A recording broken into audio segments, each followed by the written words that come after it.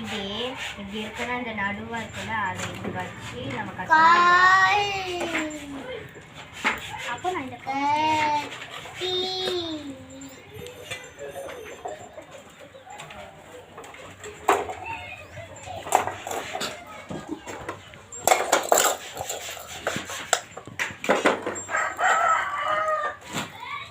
குழம்பு இருந்தா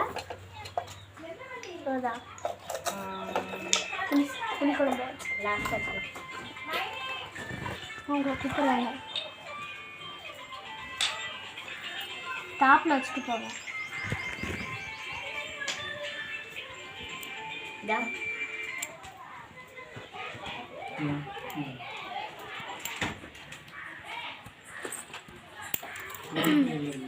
சரி ரெண்டுத்தையும் இப்படி ஒன்றா தானே வைக்கணும்